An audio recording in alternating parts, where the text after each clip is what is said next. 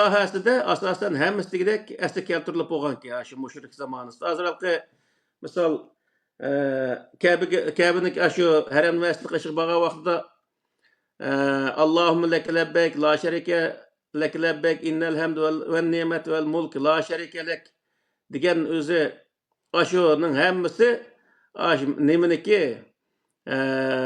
mushrik vaqtida o'qiydigan talbiy deydi, buning o'zini arabcha shu narsa ekan endi. Şunu aynan shu davomlashtiruqliq, undan keyin misol ihrom deganning o'zi axlatni kiydigan ishlar tamoman o'zi shu kon zamondagi bir kiyimlar, shu mushrik zamondagi shuni aynan davomlashtirib keliklik hozirchilik u yerga u axlatni kiymay turib kirsa, Kabe'ning atrofiga hozir kirgil qo'ymaydi. Bo'lmasa Qur'oni Karimda ihrom deganning o'zi u yerda qilishga tegishli bo'lmagan ishlarni qilish harom degan ma'noni qildi. U yerda misol Qur'onda bor. U yerda o'lmaslik, jadal chiqarmaslik, satgaplarni qilmaslik deganga o'xshash o'z nurg'un shartlar bor. Demak, u nima degan vaqtda shu yerdagi hokimiyatniki nimalarga shu yerdagi qoida prinsiplarga buzg'unchilik qilmaslik sharti bilan u yerda sayohatni qilib tugutish degan ma'noni bildirdi. Uning o'zini olib hozirgi ihrom deb axlatni ichiga kirishniga xoslashtirib olgan. Bu shu o'z vaqtidagi Makka mushriklarniki o'z vaqtidagi o'zi haj qilish jarayonida qilib kelgan odatlari. Safa Marvaning orasida masalan yugurish, bu ishlarning hammasi sayohat qilib nazorat qilish ishlari bo'ladi, ko'rish ishlariga yo'l qo'yiqliq. Ammo u yerda 7 qatim oylanish degan narsaning hammasi shu o'z vaqtida qilib qolgan ishlar. Misol shunga o'xshash buniki hammasini so'zlasak, bu haj sohasida Qur'oni Karimda zalik deb Alloh taolo tugutuklik shu hajniki bayonini tamoman so'zlab bo'lgandan keyin men haj deganim mushlardan iborat deb Qur'onda shuning o'zini bizga aniq ko'rsatdi. Ammo biz shu degan vaqtda uni tamoman qarib qo'yib turib, haj borisi to'xtalgan vaqtda buni aniq to'xtalamizku. Buni tamoman qarib qo'yib, o'zining xohish bo'yicha, ya'ni shu burunqi shu hidoyat degan kitobga hammani yozib etgan shu vaqtda shu bo'yicha ish qiliqliq. U butlay Qur'oni Karimda asosan yo'q deyarlik darajada. Masalan, Kabe'ning o'zini 7 qatim aylanish ishlarining o'zimi Payg'ambar alayhisalom Kabe ko'rib 7 qatim aylanganlik to'g'riliq hech qanday bir narsa yo'q, rivoyat yo'q hattoki. Bu faqatla sahobalar shu Kabe kirayotgan vaqtda her charchab kelgan, shunda charchab kelsimi, sizlar charchig'ini his qildirmay, shu Botirani menib kiringlashaga deb Payg'ambar alayhisalom ularga shunday ta'lim bergan vaqtda, ular Kabe'ga besib kirgan vaqtda Masjid Haromga besib kirgan vaqtda ikki qo'ldan o'zi Botirani menib shunday kirganning o'zini hozirgi vaqtda shu Safa Marvaning orasida 3 qatim aylangan vaqtda shunday ma'nimiz deb shuni xoslashtirib olaylik misol. Demak, bu yerdagi nurg'unlagan shunday narsalar bor. Savob nimasida savob degan bu tuzoq ostida Arablar demak o'ziniki kona dinini asli keltirib olgan. Birinchidan. Ikkinchisi degan vaqtda ikkinchisi Arab kitobi bütün narsalarni qudsal holatga ekib olgan.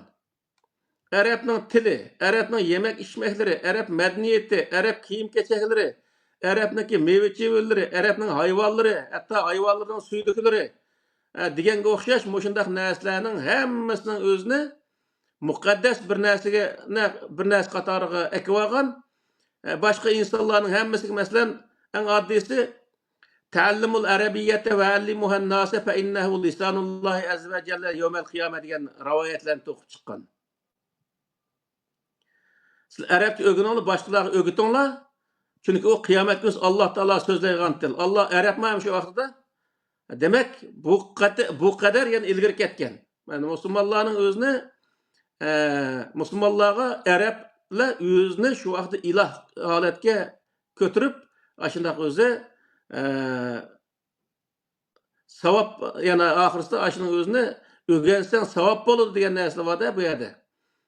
Shunday qilib yurib, shu arab tilini, arab madaniyatini, arab millatini Arab tuproqlarini muqaddas bir narsaga aylantirgan va inson u yerga borgancha qudsal tuproq deydigan mundaq bir holat shakllangan. Hozirgacha misol shu Makka Madinani hamma odam nima deydi? Qudsal tuproq deydi. Muqaddas tuproq deganmakchi endi. Ulug' tuproq degan ma'noni ifodalaydi bu bizniki odamniki kallasida muqaddas tuproq degandan keyin alamat ulug' yaka degan o'zi ma'noga keldi. Ammo bu yerdagi narsa nima degan vaqtda u arablar u yerning o'zini o muqaddas tuprog'imiz andaq mandaq degan bo'lsa, u arablarniki zaten muqaddas tuprog'i. Uni hech kim inkor qilmaydi. Buningdan bizning oldigan darsimiz nima degan vaqtda har millatniki o'zining tuprog'i u millat uchun muqaddas ekanligini bildirdi. Yani arablar o'zining madaniyatini qanchalik maqtisi bo'laverdi. O'zining tuproqlarini, meva-chevalarni qanday maqtisi bo'laverdi. Misol, xotelliklar eshigini maqtagandek, shunday bir gap bor bizda. Ayndaq maqtavas bo'laverdi. Bizmi shuning qarta o'zimizniki vatandagi meva-cheva, o'zimizning tog' daryolar, o'zimizning vatanning o'zini maqtsak, madaniyatimizni maqtsak bo'laveradi. Har millat o'z madaniyatini, o'z urf-odatini, o'z tuprog'ini maqtab, shuni qadr qimmatiga yetib, shuni qadrlab o'tish uniki vazifasi. Arablar uni maqtag'iniga bu rost ulug'ga deyish bizniki vazifamiz yo'q. Tamam, ularmi o'znikini muqaddas biladigan, qadrlaydigan, bu yerdagi arabniki bu nimasida muqaddaslashtirish, asli uni qadrlash maqsadiga keladi bu narsa. Onun uchun bizmi-ku degan vaqtda bizmi o'z vatanimizni, o'z xalqimizni, o'z til yezliqlarimizni va o'z madaniyatimizni muqaddaslashtirish, uning o'zini ulug'lash, uni qadrlash qatorida mundaq o'zi gap qilsak, mush qatorida so'zlasak bo'laverdi. Ammo bundan Qur'oni Karim to'sqan yerlar nima degan vaqtda to'sqini biz o'zimizning madaniyatini maqtaymiz, o'zimizniki har narsamizni maqtaymiz, ammo boshqalarnikini haqorat qilmaslik sharti bilan bo'lishi lozim. Qur'on buni o'zini o'tirib qo'ydi. Yani boshqa millatnikini haqorat qilmaysan, ammo o'zingnikini nima desang bo'laverdi, qanchalik qadrlasang bo'laverdi, qanchalik yaxshi ko'rsang bo'laverdi, uni qanchalik o'z taraqqiy qildirishga harakat qilsang bo'laverdi. Ammo boshqalarnikini haqorat qilmaslik sharti bilan bo'lishi lozim deydi Qur'on. Onun uchun bizning qilgan ishimiz nima degan vaqtida hamma millatniki o'zining vatani, o'z vatanida bo'lgan narsallari, qimmatli narsalar, o'zining urf-odat, madaniyatlari o'ziga nihoyat qimmatlik, o'ziga nihoyat e'tibor, o'ziga muqaddas. Ammo shundan biz chiqargan dars nima degan vaqtda bizmi o'zimizning narsalarini o'zimiz muqaddaslashtirish, o'zimiz qadrlash, bu o'zimizniki vazifasi ekanligini bildirdi. Ammo bu yerda savob degan narsani o'zini biz mushundaq yerga ishlatishimiz lozim. Biz o'zimiznikini o'zimiz qadrlash bu o'z savob, ya'ni. Bu Allohning oldida hech qanday gunoh bo'lmaydi. Uni o'zi faqatla bir tal shart ostida, prinsip shu. Biz davomli prinsip ostida to'xtalamiz. Prinsip nima degan vaqtda boshqalarni haqorat qilmagan shart ostida qilamiz buning o'zini. Shu vaqtda bu savob bo'laverdi. Bo'lmasa savob bo'l degan nom ostida boshqalarnikini qilsang savob bo'lmaydi degan qatoriga o'tkazgandan keyin u savob shu yerda tugaydi.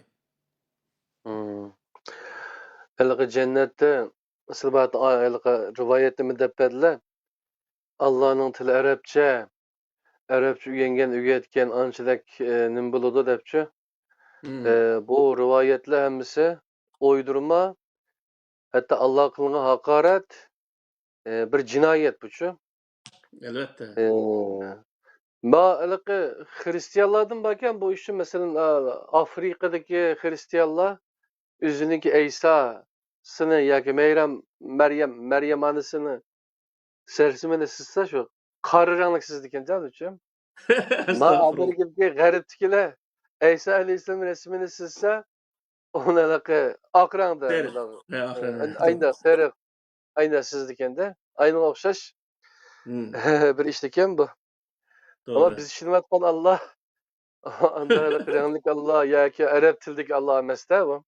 Albatta. Allah bizga arab tilini o'rgandingmi deb so'ramaydi. Sana tushirib bergan. bu insanlarga rahmet olgan bu Kur'an-ı Kerimni anladыңmı, düşendingmi, emel kıldыңmı dep soral. Birden biri sorulduğan narsa şu Kur'an değil mi? Şu Elbette. acayip işte ki.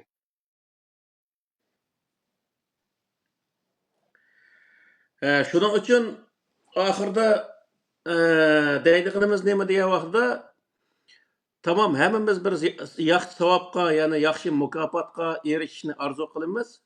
Bu bizniki orzuyimiz va nishonimiz. Ammo bu nishonga yetish uchun biz yo'limizni to'g'ri qilishimiz lozim. Misol boy deganga o'xshash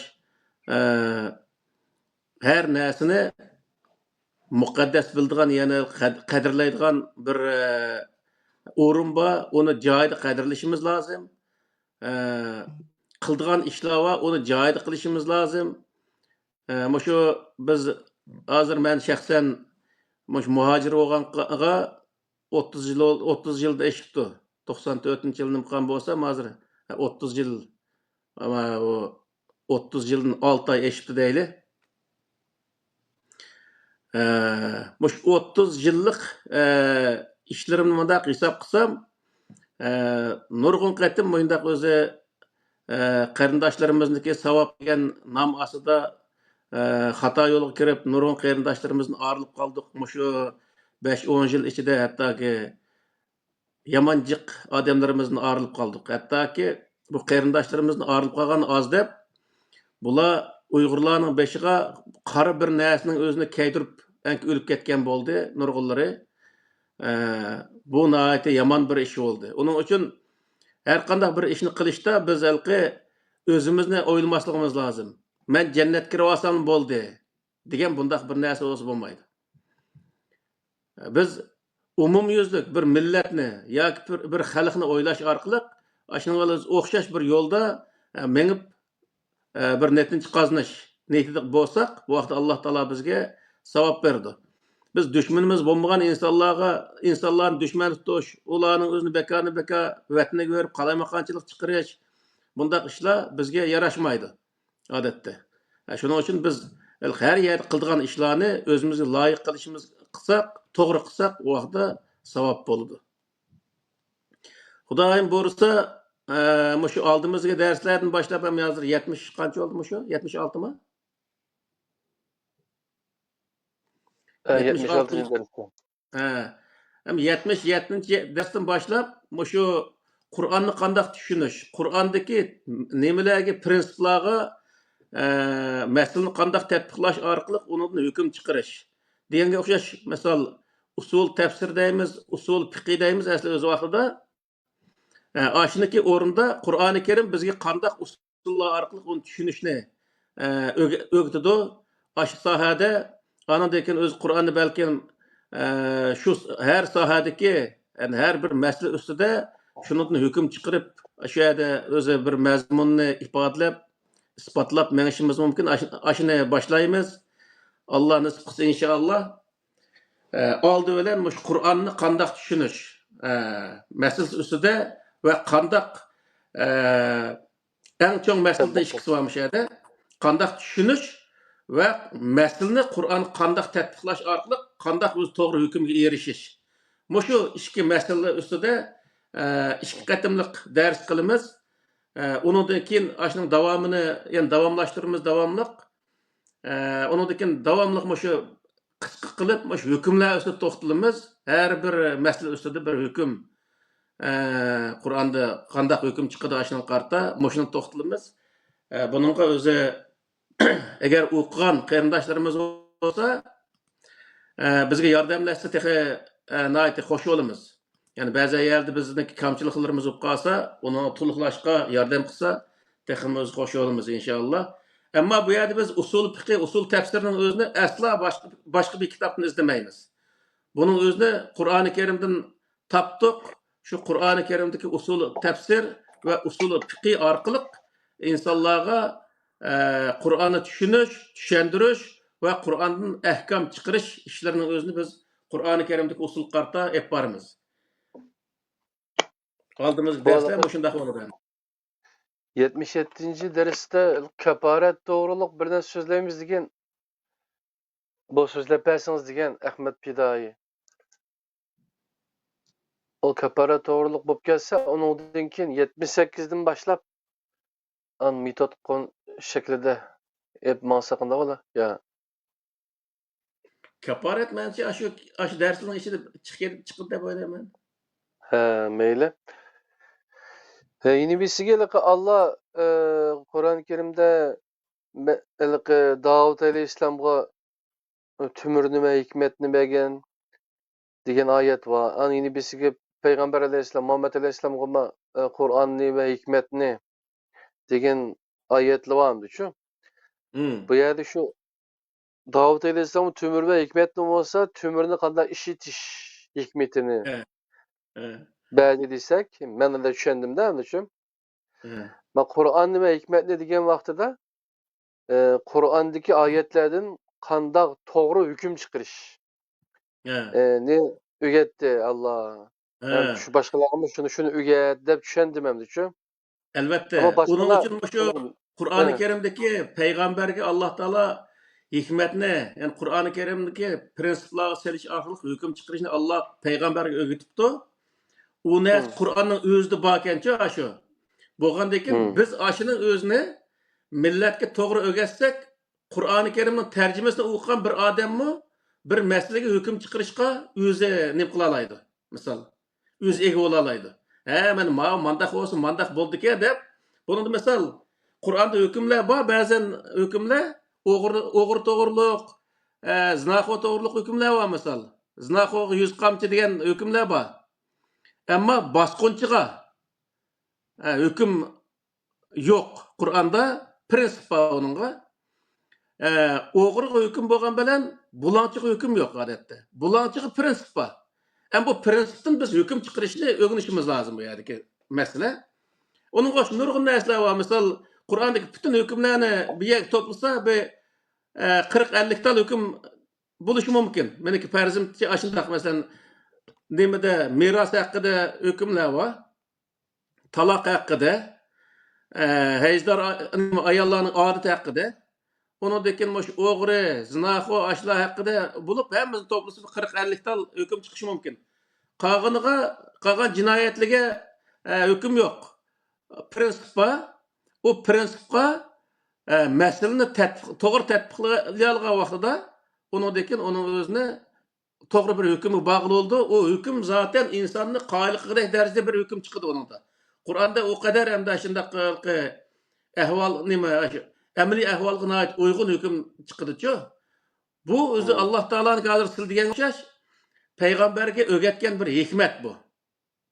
Hüküm çıkarış usulü münasebet vaxtida. Onun için bunu onu öğretmezsen onun kadar hadisini, rivayetlerini, başka bir narsani desistep oluşu. Yok kılvetirlikken de. Elbette. Misal ben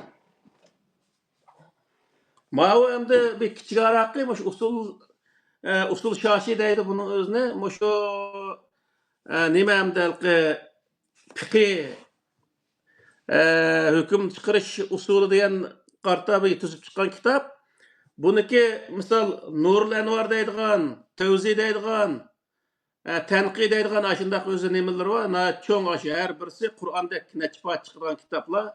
Aşındaq usullarını tüzüklük, usullarını okusa insanlar zaten hüküm çıkaramaydı hiç qandaq. Hüküm çıkaramaydigan halat ekvet üçün aşı nəslini okudu dep oylayım ben. Yakında muşallaka İslam dini akıl dini emas, nakıl dini degan gapek yarab ketdi. Ana muşu to'g'riliq bir ikki yig'iz yaqib pasla qolmay. Muşu dersimiz bilan aloqador bo'ldi. Allah Allah. Qilib men bir 2-3 minut tiqib day onun özüne. Qur'oni Kerim nima bu yerdagi aql dini emas, naql dini deyishda bu odamniki nima demoqchi bo'lganligini men yaxshi tushunaman. Chunki men oshqozonda qaynab chiqqan bir odam bo'lg'achqa buni biroz yaxshi tushunaman. Bu aslida aql dini emas, naql dini deyishda naql deganda nimani maqsad qilmoqchi? Degan vaqtda Qur'onni maqsad qilmoqchimi? yoki boshqa bir maqsad qilgan narsasi bormi deganning o'zini biz tasavvur qilishimiz lozim. Bu insonlar aslo Qur'onni maqsad qilmaydi, chunki Qur'onni topolmaydi. Bayman degan o'xshash bu odamning o'zini Qur'ondan mayli o'g'riga jazoni belgilabdi Alloh taolo. Bulanchining jazosini topadi. Hech qas topolmaydi. 1000 yil Qur'onni izlab topolmaydi bular. Chunki Qur'ondagi uning qarta prinsipini bilmaydi. Bilmagandan keyin u yerda uning qarta hukm topolmaydi. Misol, zinoga qarta bir jazo borki, bosqinchi qarta jazoni topa Qur'onda bormi desa topolmaydi. Chunki uning qarta prinsipini bilmaydi ular. Uning uchun bu yerdagi narsa nima desa, ular o prinsipni bilmagandan keyin u yerga naqlning o'zini ishlatadi. U naql nima desa, sharvaqoy hidoya deymiz. Uningdagi qodir zamondagi fiqh deydi. Uningdagi arabning biminchi mollari va u mollaniki hikoyasini keldi, ashta qo'yib ashlarniki nasllardan naql qilib, naql degani ko'chirib akilib degan gap bu. Ashlardan aynan ko'chirib akilib, men shu uniki nasli deb haqqani tanglaydi. Misol. Bular deyotqani o Qur'onning ichida emas, chunki Qur'onning ichini topolmaydi, bular topolmagandan keyin uni bilmaydi odatda. Bilmagandan keyin bu yer qanday qildi desa, naql qilib boshqa bir mollaniki yoki o'tib ketgan, bundan 1000 yil burun o'tib ketgan insonlarni tuzab qo'ygan narsalardan ashuna o'zini meni mushu buniki javobi deb an akildi. Şoňa sizler bir molladan bir narsani so'raslar, asla Qur'onda manda debke demeydi.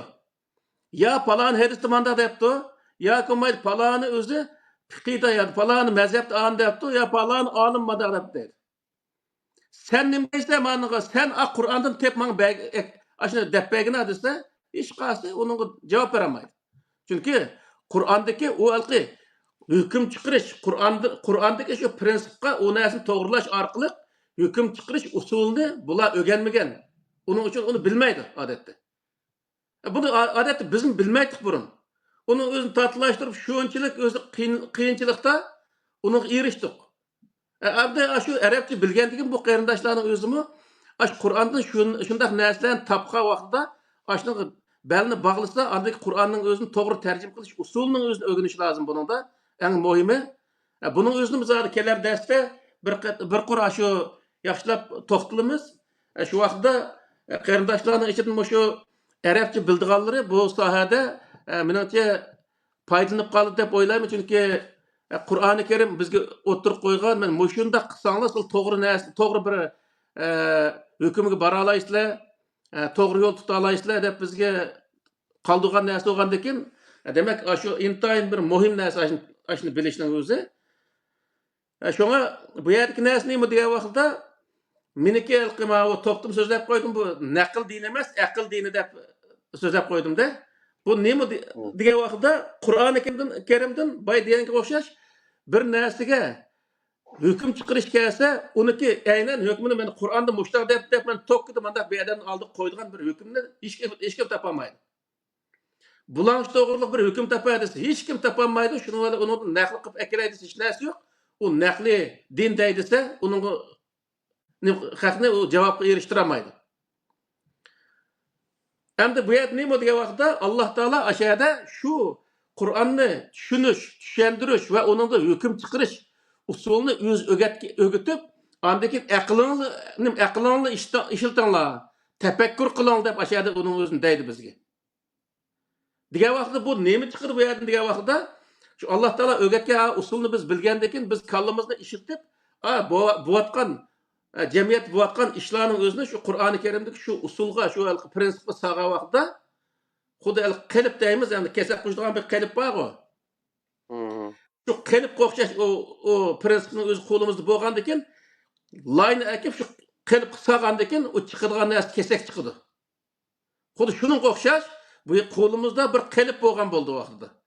Palani masala ma dunyoda bu vaqtda buning o'zini Qur'on qanday javob berdi deganda Qur'ondagi shu masalani hal qiladigan prinsipga shu masalani sag'andakinlar u yer javob aynan chiqadi. Men bu usulni o'rganish bu alqi diniy sohadagi dinni o'qigan insonlarga bo'libmi?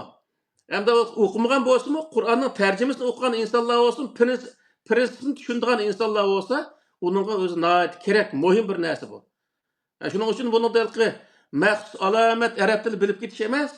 Qur'oni Karimni to'g'ri bir tarjim qilingan Qur'on bo'lsa, u vaqtda o insonlar uning o'zidan nurg'unlagan narsalarni nim qilib, jamiyatdagi nurg'un masalalarni o'zi shu Qur'ondagi shu prinsiplarga sep hal qila oladi odatda. Misol. Uning uchun bizniki bu yerda buni aslida oldida deb o'tgan yeri bor, va lekin unda tafsil deb o'tmadik. Ammo bu qatim buni tafsil qilib, shuna inchik qilib, shu tayyorlikni yaxshi qilib shunday qilsak, shu vaqtda inshaalloh bundan o'qiganlarmi, o'qimaganlarmi shu foydalanadigan bir holatni shakllantirayli degan o'y bor. Hozir bizniki bu Qur'ondan nazar programmamizni qilayotgan bilan bu yerdagi muhim nuqta nima degan vaqtda Qur'on bilan hamma narsani hal qilamiz deb uni uzun bo'lib davom qilib. Ammo Qur'on bilan butun masalani biz so'zlayapmiz zaten. O masalalarni siyosat sohasida, iqtisod sohasida, jamiyat sohasida hammasini mushtaq qilsak to'g'ri bo'ldi deb so'zlayapmiz. Endi buni insonlar texmbek ashuni qanday hal qilishni hal qiladigan chorasi yoki bo'lmaydi, usulining o'zini texm yaxshi bilgan vaqtida mencha texma o'zi millatimizga foydali bo'ldi deb o'yladim. Shunga bu halqi usulni o'rgatish, uni qoida tartibini o'rgatish millatga texmbek foydali bo'ldi deb o'yladim-da. Hatto iymondan tortib, Qur'onniki o'zini biz halqi iymon ibodat prinsip deb mushu ahkam prinsip deb mush to'rt qilib bo'lib nim qilgan. Aslida tegi taxtni surish qilsak, Qur'on faqat prinsipni usti qurilgan bir kitob. Tavhid yana iymon shu prinsip ostida bo'ladi. Hamma narsa shu Alloh taolo qo'ygan prinsip bilan belgilanadigan narsa.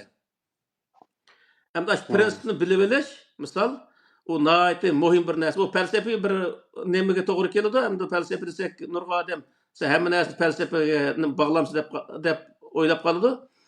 U ilm, mantiq, falsafa hamma narsaga uyg'un keladigan, insonni qoyil qiladigan darajadagi bir bilim Qur'onda bor.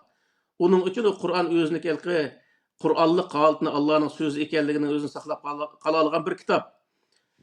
Shuning uchun bu yerda qarindoshlarga biz mushsahada bir o'zimizni bilganni o'ttirib qo'yish, hattoki qarindoshlik boyagi deganga o'xshash, biz shu diniy sohada yaxshi o'qigan qarindoshlar bo'lsa, shunday sohada bizga yordamchi bo'lsa, bizdagi ba'zi bir diyanmagan yerlarimiz bo'lib qolsa, kam bo'lib qolgan yoki xato ketib qolgan yerlarimiz bo'lib qolsa, bizga yordam qilishini ham umid qilamiz inshaalloh. Allah razı olsun ustaz. Yine birisi balığı ben Arapça anladım bu değil mi o gepni? El nakkalu kel bakkal deb bir gep var. Bu balığı Araplardan bab uygunuşçu. Biz keşke kala kile degan mushu gap bilan ömrümüz o'tib ketibdi.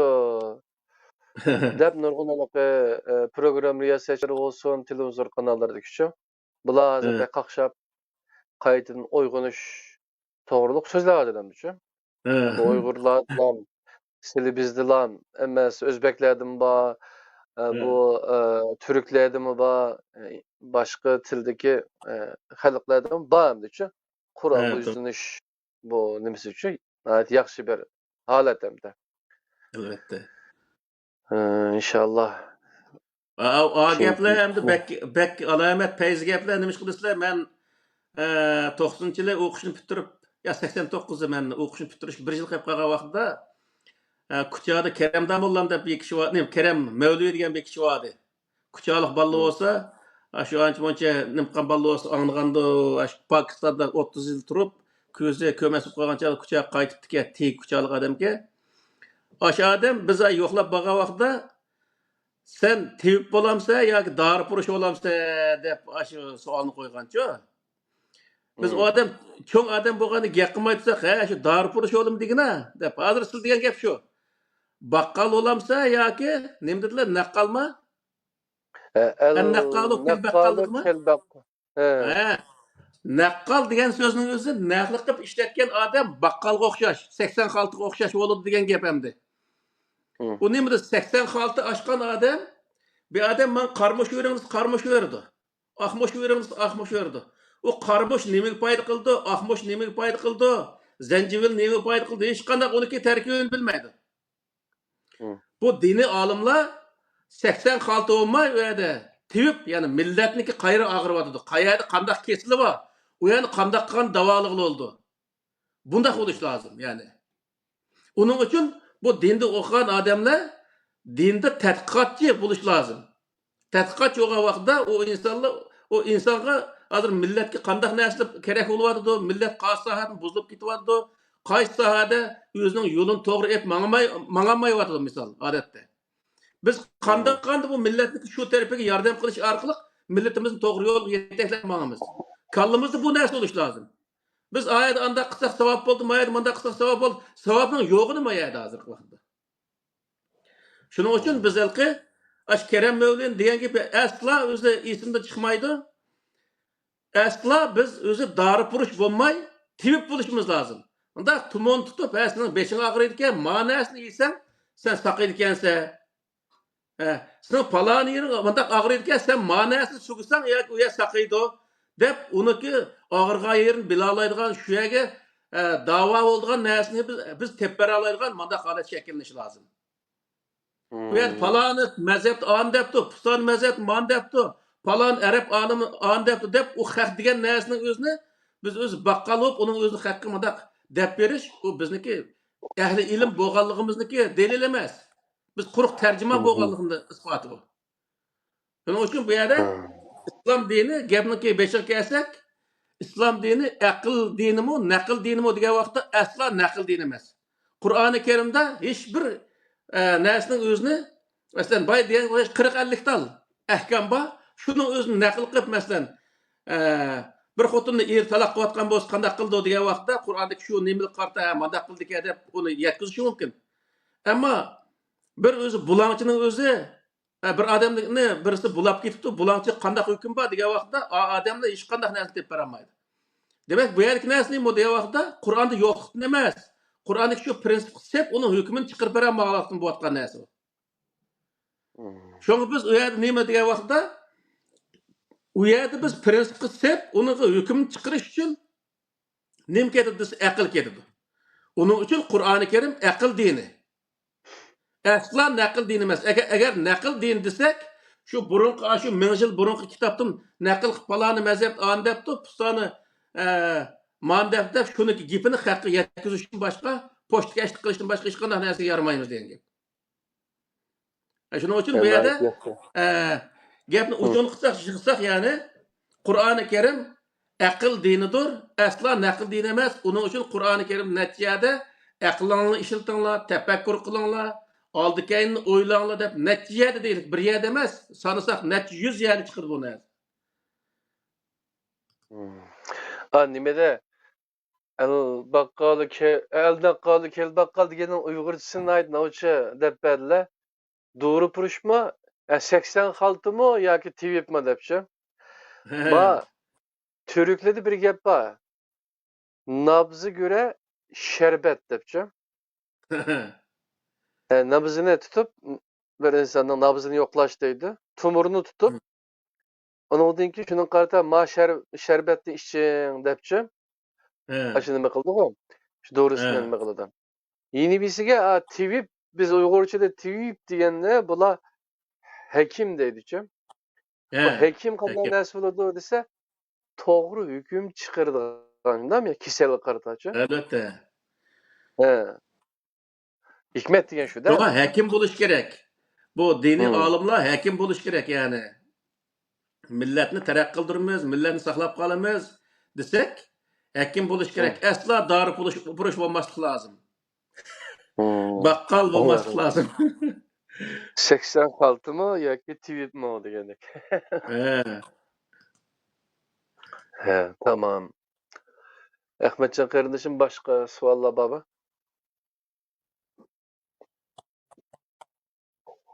Endi bo'lsa bir qisqa tutish planimiz bordi. Bugun savob to'g'riliq so'zlab, yaxshi so'zlab berdilar.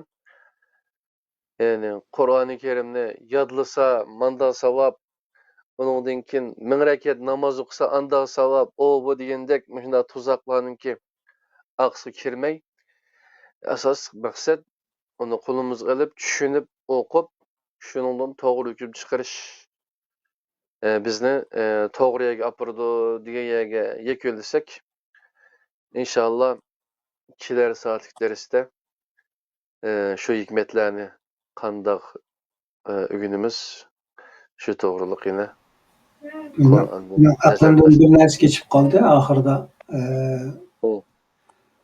Benim en dikkatimi çeken narsa ama şu savap kelimesi içinde şehirlengen, izalangan narsaninki insanga bivasıta paydası bulmaydıgan nesi nersikelliği bek dikkat çekedi şu. Bunun kandak olup bu savap kandak kaçan tigidi o diyen narsa kıyamet gün tigidi o diyen nimeni alımızda hem de cevap var. Bu şunun Ama Kur'an kıyamet bunda demeydi o. Kur'an bu dünyada hem sevap aldı. Bu dünyada onun neticesini körü degan gapda. eğer Bu savap dünyada hem bulduğun savap bulduğun bir iş olsa onun çokum iki dünyalık neticesi oluş gerekken dağıta. elbette.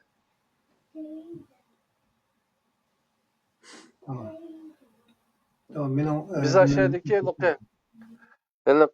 ahiret düşüncemizin hata olup kalkanlıkından kalmıyor şu. Elbette. Bir işini hemmisini ahiretke apırıp takip edip ahiret diye şu o dünyada dep şu. Bu ahiret yine şu bu işten ahiri yaxşı çıkmaydı. Akıbeti degan ma'nodan bormi şu.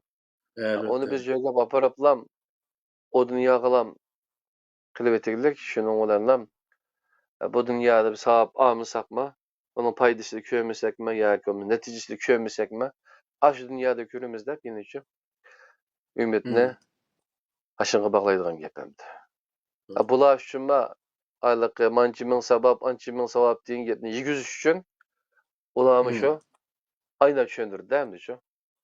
Doğru. Keler qatim bu dersimiz usul tefsir oldu. Usuli tefsir. Yani Kur'an'da düşünüş metodi demdi.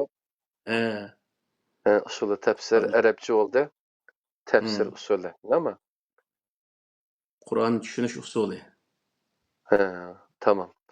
Andamız kadarlı kırındaşlar kişileri saatlik dersimizde bizden dünya ve ahiretlik bəxet saadetimizdeki planı, projesi bolğan bu Kur'an-ı Kerim muşunu qandaq düşünüş toğruluq, onun usulu toğruluq dersler buludu. Yani usulsuzluq degan bir gapni aytib ta'sir qilgan bir ustozniki. Men shuning bilan bu yo'lga kelgan. Qani biz kelar soatlik darsda ustozdan shu usullarni o'rganishga tirishimiz. Biz bilan birga darsni oxirigacha tinglab berganinglar uchun rahmat. Agar yaxshi ko'rgan bo'lsanglar, boshqa qarindoshlarga tavsiya qilib qo'yishinglarni umid qilamiz. Rahmat ustoz, rahmat fidoyi qardoshimiz. Allohingizga omonat. Assalomu alaykum va rahmatullohi va barakatuh.